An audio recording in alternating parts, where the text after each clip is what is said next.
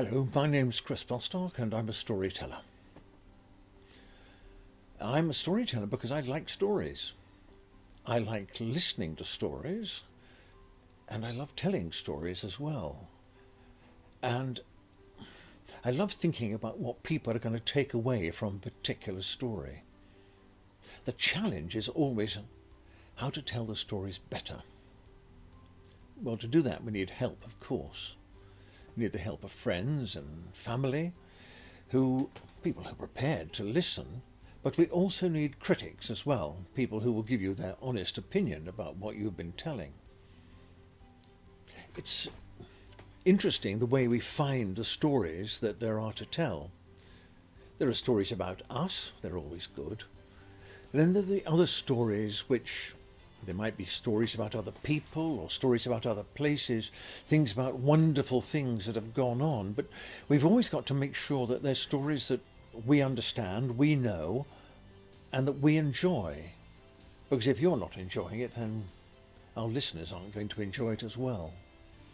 So we have to go through a creative process. If a potter's going to make a pot, the potter will have to start off with a lump of clay and press it and knead it and make it into a good shape before it's fired in the kiln to make it hard and usable. And it's a bit like that with stories as well. First of all, we have to find something that we really want to work with. And then we have to think about it and think about where it came from.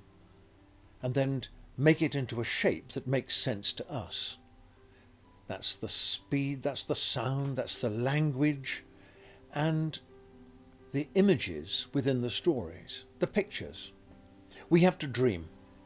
We have to get the ideas in our head which will help us to remember the stories, but then, hopefully, allow our listeners to have those dreams, those images, those pictures in their heads, so that they, maybe, will want to become storytellers as well.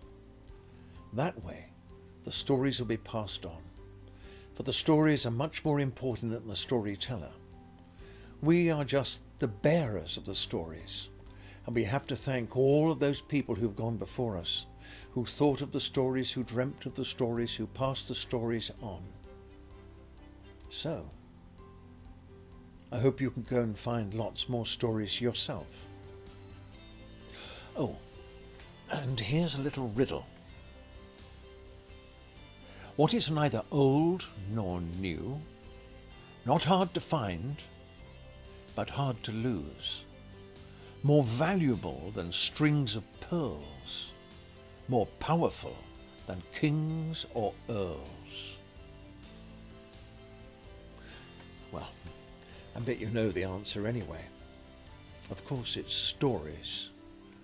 And they are powerful, so use them well. Goodbye.